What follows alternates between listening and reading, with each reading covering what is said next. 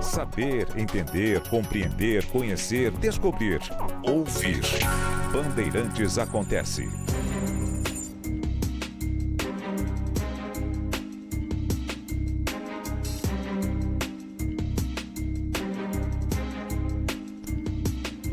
Uma senhora de 67 anos está hospitalizada, recebendo morfina pelas dores terríveis, depois de ser covardemente atacada por dois sujeitos que queriam arrancar dela a aliança. E a agrediram da maneira mais vil, covarde, canalha. E fugiram depois quando ouviram alguém assoviando, alguém que de longe viu e tentou já chamar a atenção para que eles parassem, e aí os covardes fugiram. Mas fugiram depois de agredirem de diversas maneiras, inclusive com pontapés, uma senhora de 67 anos. É claro que isso está nas estatísticas. Foi registrado, houve um boletim de ocorrência, a polícia foi chamada. E a lista que está ali nos computadores da polícia, do judiciário, da Secretaria de Segurança Pública, do Ministério da Justiça, a lista é imensa, é diária. Outro dia o Ronald falava aqui, a Maju também, sobre a média de celulares roubados só em São Paulo, só na cidade de São Paulo. E são centenas por dia. E em 3 dias você já tem milhares de celulares roubados e no ano centenas de milhares. Centenas de milhares. Carros, no Rio de Janeiro, em poucos dias, foram mais de 700 automóveis roubados. Uma onda. Houve a ordem para que carros fossem roubados. Obviamente porque havia demanda para isso. Mais de 700 em poucos dias.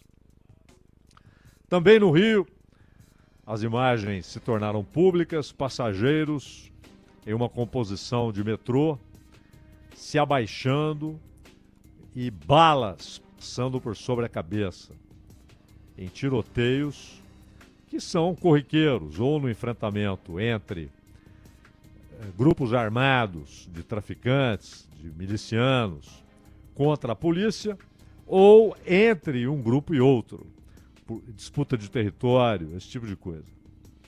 As pessoas que vivem numa vasta área do Rio de Janeiro, onde o Estado é um ausente histórico,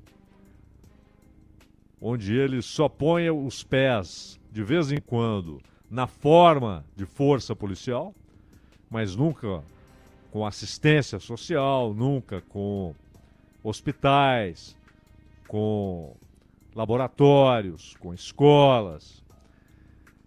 As pessoas que vivem ali e estão na casa do milhão, essas pessoas, além da opressão diária, né, promovida, executada pelo próprio Estado, a opressão no trabalho ou na falta de trabalho, o drama terrível do desemprego, a luta pela sobrevivência dia após dia. E essa parece ser a única utopia que restou, né, para essas pessoas sobreviver. Além de tudo isso, elas estão sob um regime de opressão constante, onde pessoas são arrancadas de suas casas, desalojadas, porque em determinado momento os donos do pedaço, armados até aos dentes, decidiram que precisam daquela casa. A violência contra adolescentes, meninas e meninos, né? Meninos que são recrutados, meninas que são aliciadas, pais que enfrentam a situação e são mortos. Então, isso que é uma aberração óbvia tornou-se, no Brasil, um cenário normal, cotidiano, e que não está restrito a Rio e São Paulo. A situação é gravíssima em Salvador. Aliás, com índices de assassinatos, considerando o número de mortos a cada 100 mil habitantes, com índices que são os mais altos do país. A bela Salvador, a bela Fortaleza, onde a disputa por controle de regiões, e a polícia ela reage aos episódios, né?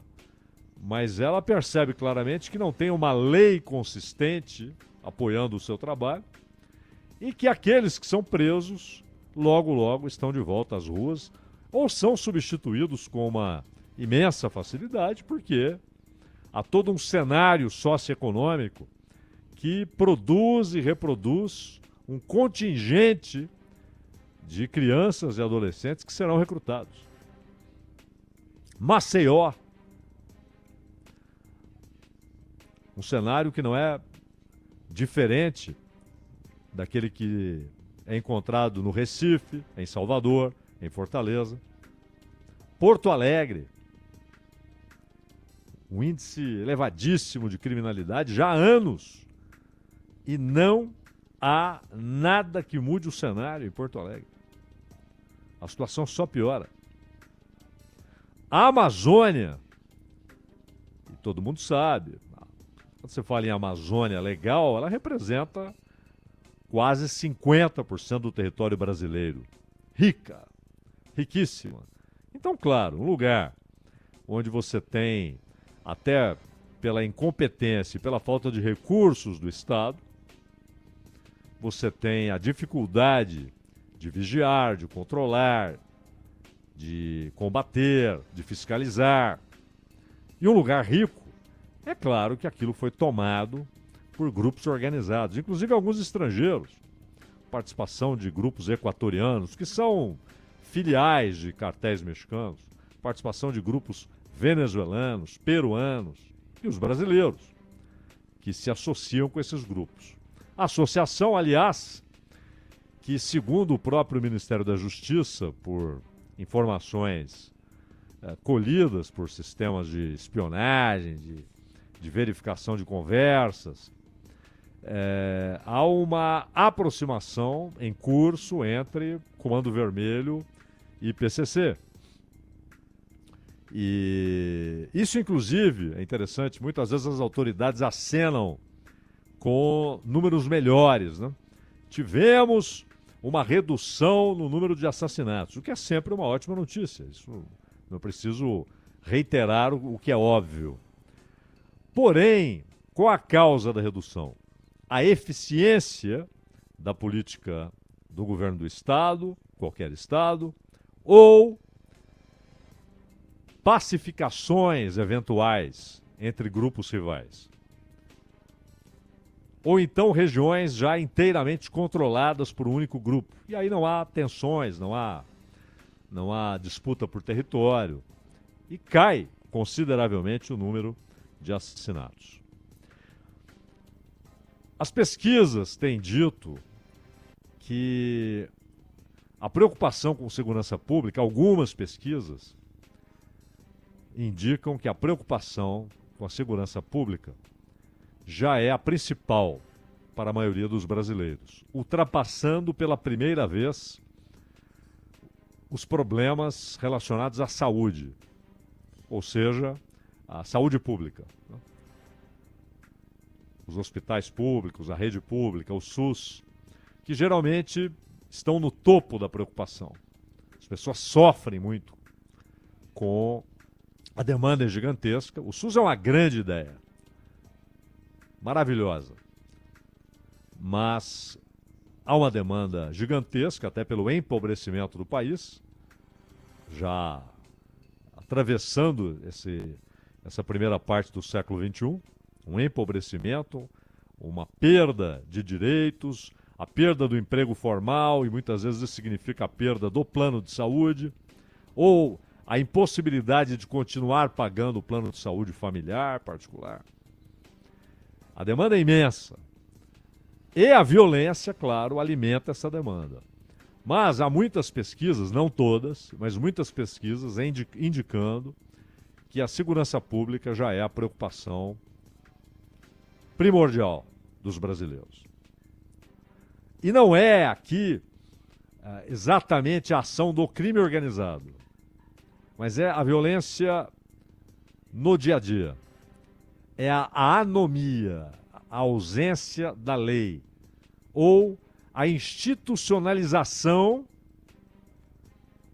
do ato de ignorar as leis, a ordem e as normas.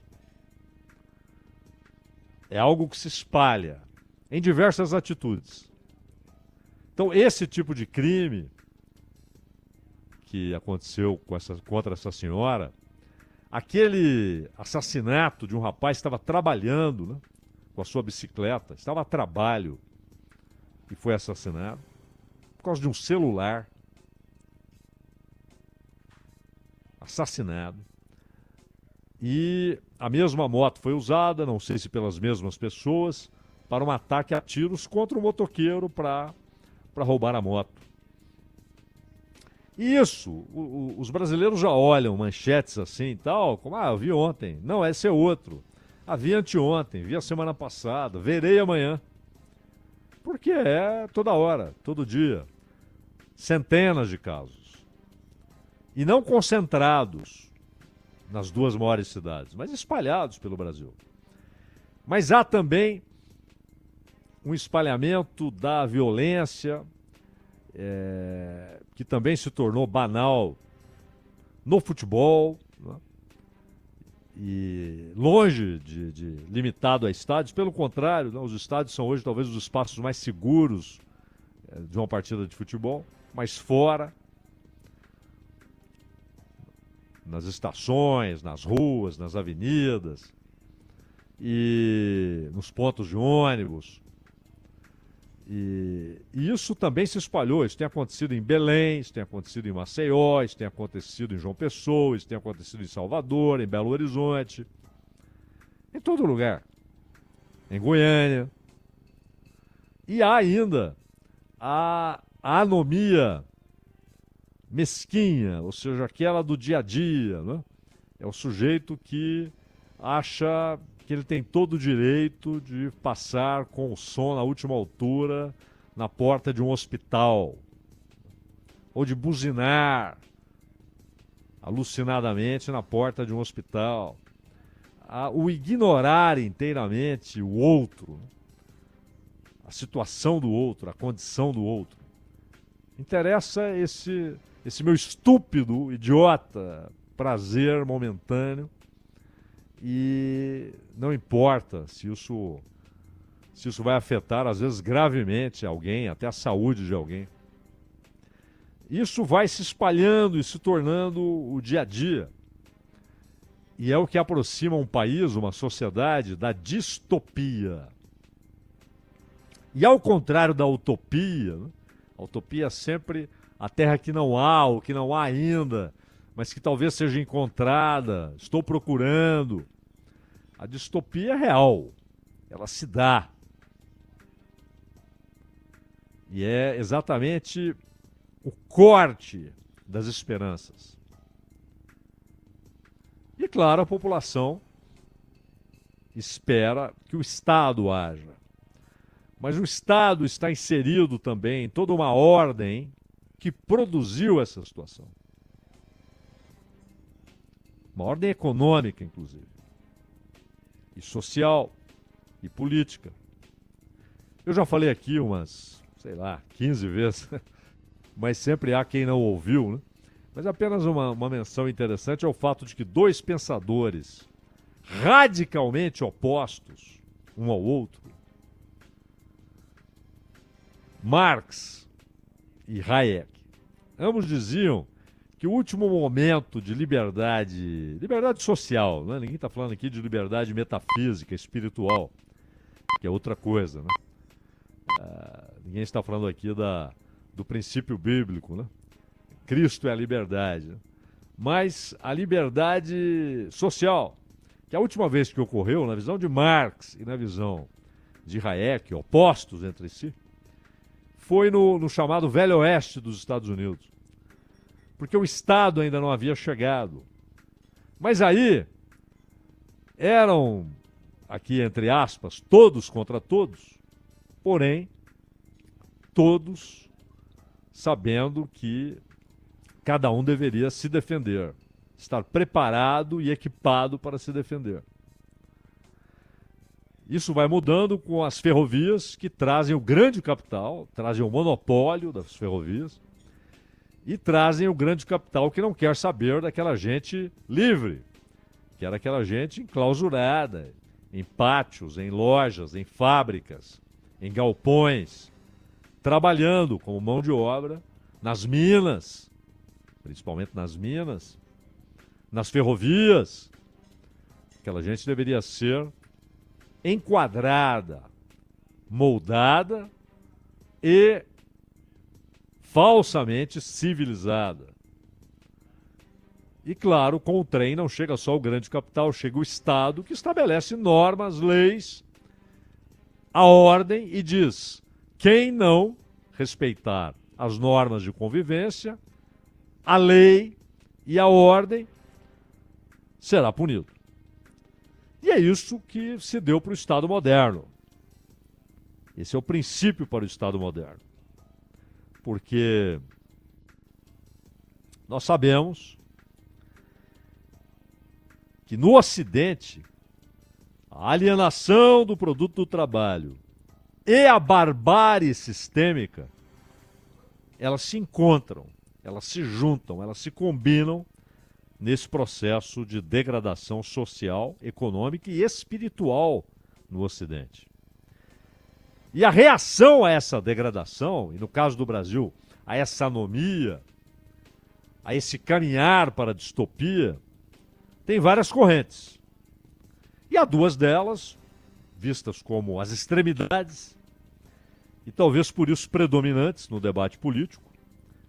A primeira é a ideia de combater a barbárie com barbárie, e a segunda romantiza e idealiza a barbárie.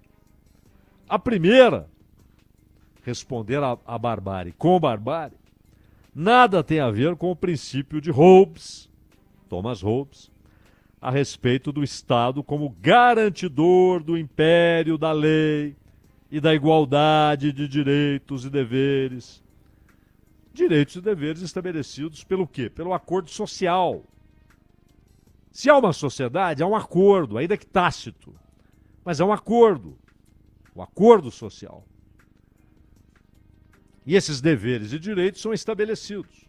E como é uma sociedade, não é um grupo de indivíduos sem conexão, cada um tentando sobreviver, mas é uma sociedade, assim se pretende, há normas, há leis, há princípios de ordem e há punição para quem não os cumpre. É simples. Mas esses que defendem a barbárie como resposta à barbárie, na verdade, eles propõem algo oposto ao conceito de Hobbes. O que eles propõem veladamente é aquilo que Hobbes quer evitar: a guerra do homem contra o homem, como meio, isso que eles propõem, como meio de preservar a ordem econômica que gerou a barbárie sistêmica e que, claro, até como princípio do seu funcionamento, gerou a alienação dos trabalhadores da riqueza que eles produzem. Já a segunda corrente une os que acreditam infantilmente, que a barbárie é coisa espontânea e mais, que a barbárie representa um movimento de resistência e de oposição à ordem estabelecida. Não entendem que é o oposto. Essa desordem e esse ambiente de anomia servem como instrumento desse sistema. Levam os sentimentos de inconformismo, de indignação, para lugares errados. Desorganizam os trabalhadores. Desorganizam. Acaba a ideia acaba a ideia de consciência de classe e de perspectiva de mudar a ordem, de revolucionar a ordem. E impõe opressão e distopia aos mais pobres. Eles sofrem dia após dia, sem descanso, essa opressão. Os mais pobres. E claro que essa desordem e esse ambiente de anomia produzem um individualismo mesquinho, desprovido de liberdade, inclusive. O sujeito acha que é livre, não é. Ele é um escravo dessa ordem. E acredita que ou a rebeldia infanto-juvenil ou o delito é um ato de libertação, quando na verdade é um aprofundamento da sua escravização. E essa situação rasga princípios elementares de respeito mútuo e faz do que era uma sociedade um mero campo de guerra de todos contra todos. E há aqueles que, por exemplo, na esquerda marcusiana, a esquerda contra-revolucionária, e mesmo na esquerda revolucionária, há uma certa confusão sobre o assunto. E na esquerda contra-revolucionária, marcusiana, nem se fala. Até porque muito do que eles pensam vem de Marcuse, principalmente do que ele escreveu no final dos anos 60. A ideia, primeiro, de que a sociedade alternativa era o grande foco de combate ao capitalismo. O capitalismo embrulhou a sociedade alternativa, colocou um rótulo, um selinho e saiu vendendo. Saiu vendendo. Querem comprar os símbolos, os signos, os sinais, as manifestações da sociedade alternativa. Eis aqui. Marcuse se perdeu muito nisso. E também na ideia de que não, nada de operários e camponeses e soldados mudando a ordem. Quem vai mudar é uma elitezinha iluminada. E essa ordem dos seguidores de Marcuse acha que a sua posição é marxista, é revolucionária, e não é contra-revolucionária. E para isso, basta que leiam sobre esse tema especificamente autores tão diferentes, mas da mesma linha, o próprio Marx, Engels, que tem textos brilhantes a respeito, Lenin, que olhava para o crime como algo contra-revolucionário, que drenava energias dos trabalhadores, que oprimia os trabalhadores e que tinha que ser combatido. Trotsky, mesmíssima linha. E Antônio Gramsci, que falando a respeito do banditismo na Itália, falava exatamente disso. O quanto aquilo era um deslocamento, o quanto isso levava a indignação, o querer mudar para lugares errados. E é bom lembrar, quando Marx fala do lumpesinato, que era aquilo que não era utilizado na linha de produção. E acabou formando uma classe que não é operária, não é camponesa, não é capitalista, não é a classe dos funcionários e burocratas do Estado, e que, portanto, estando fora da linha de produção, seria usada no contexto de guerra entre classes por um dos dois lados, ou pelos trabalhadores ou pelo capital. E basta observar o que foi o 10 de dezembro, o movimento 10 de dezembro de Luiz Bonaparte. Ele transforma esses grupos em grupos paramilitares auxiliares da sua ditadura. Empresas nos Estados Unidos fizeram isso. Inicialmente com grupos dispersos, até com os escravagistas usaram isso, com aqueles que, com a guerra, foram ficando sem atividade, alijados, marginalizados da economia.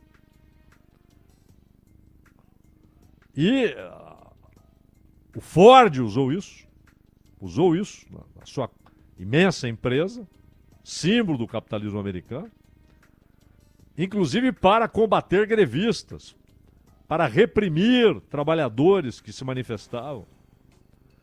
A máfia foi amplamente utilizada nos Estados Unidos para reprimir movimentos grevistas. Também na Europa.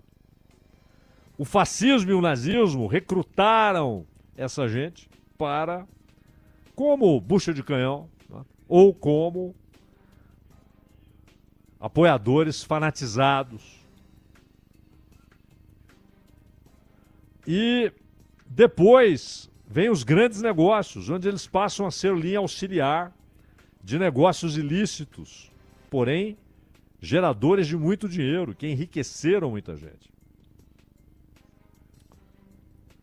Então não é um problema dissociado da ordem econômica e social. Nada, do ponto de vista material, está dissociado da ordem econômica e social. E há o direito à vida, que é primordial na ordem dos direitos humanos. Que direito será importante se não a vida? O direito à vida é primordial. Então Hobbes, quando preconizou o soberano absolutista, ele partia exatamente da necessidade de um poder político estabelecido pela própria sociedade, para garantir que todos os integrantes dessa sociedade estejam sujeitos à lei. Um poder capaz de impedir que o mais forte oprima o mais fraco. Que o armado roube o desarmado. Que o rico oprima o pobre. Os conceitos de Hobbes, claro, foram formados e forjados nas circunstâncias do século XVII, na realidade do século XVII. E que sem esse poder soberano, na visão dele, a sociedade está sujeita à guerra de todos contra todos, com os desarmados e os pobres entregues ao arbítrio dos armados e dos ricos. Aliás, esse assunto já havia sido tratado pelos socráticos, e antes ainda, nos escritos canônicos de Moisés, né? Porque não se pode conceber uma sociedade, se é sociedade, se não é apenas um lugar onde há indivíduos lutando pela própria sobrevivência, mas se é uma sociedade, ela tem de estar regulada por normas, por leis, por ordens, e é preciso o estabelecimento da garantia de que isso será cumprido e de punição a quem não cumprir. Quando isso se rasga, o Estado moderno, ele perde a sua capacidade. Ele falha em tudo, porque ele falha na sua missão primordial, que é garantir que todos estarão sujeitos à lei, indistintamente. E o Estado brasileiro falha miseravelmente. No judiciário, no executivo, no legislativo,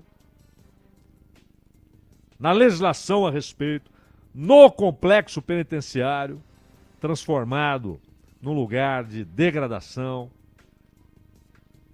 de opressão, de fábrica de revolta e, claro, de manipulação por grupos organizados. Então, todo o sistema está próximo do colapso. E essa proximidade do colapso chegou às ruas. A qualquer cidade, a qualquer lugar. E até na zona rural, onde virou também as roças, as fazendas perto das cidades, e que se tornaram alvo de assaltos e roubos com uma frequência urbana, de padrões urbanos. E exatamente o povo mais pobre, que mais sofre, que mais é oprimido, também por essa situação, além de oprimido pelos bancos, pelo governo, pelo patrão, ou pela falta de emprego, por todas as condições que ele encontra no dia a dia, pelo que é a escola dos filhos, pelo que é o hospital onde ele vai, onde a mulher vai, ou pela inexistência da escola, inexistência do hospital, ele é oprimido pelo crime e quer respostas. Já não abre um sorriso para qualquer palavrinha que um político solta. Então, de novo, esse será um tema central na eleição de 2026. Já está no topo das preocupações dos brasileiros médios. Mas agora, com uma sociedade menos crédula nas promessas, mais desesperada e menos paciente com o faz de conta dos políticos e do Estado, meu